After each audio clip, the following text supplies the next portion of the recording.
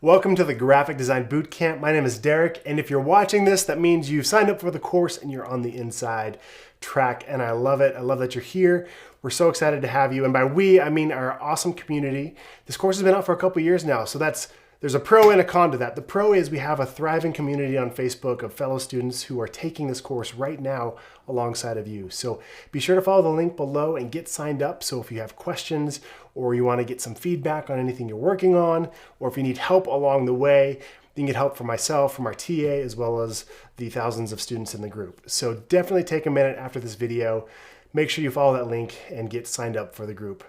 The next thing I want to say is the con to this having been out for a couple of years is that, as I'm sure you're fully aware, technology gets updated all the time. So this being a technology-based course, you're going to notice there are some things that have changed. So I work really hard to keep this as current and fresh as possible. Current both from the topical level as far as what I teach you, that it's relevant information that will be helpful for you as a graphic designer, but also relevant in that when you're looking at the screen, it looks like the same thing that you're doing.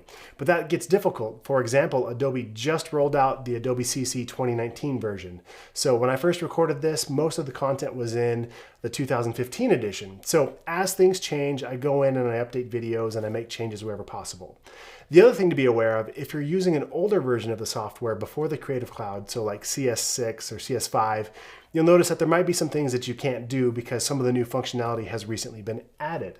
However, majority of the course, I'd say about 60% of the course, is theory and things you can follow along no matter what version of the design software you're using. And along those lines, I've even had students use apps like Pixelmator and Affinity Pro and some other non-even Adobe related software as well. So that could be a possibility for you as well.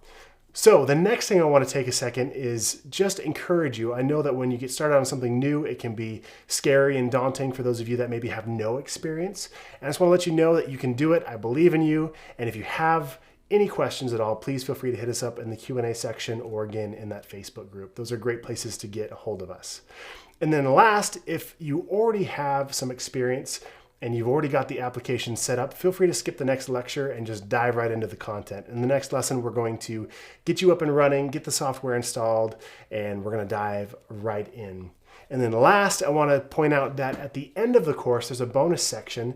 I was recently challenged to go live every single day for 30 days around a row on Facebook. So I have a 30-day Facebook Live challenge back at the end of this course where you can watch content from there.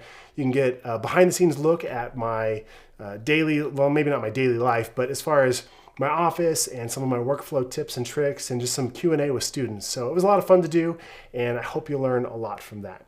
So that's pretty much it. Again, I just want to say thank you so much for joining, and let's get started.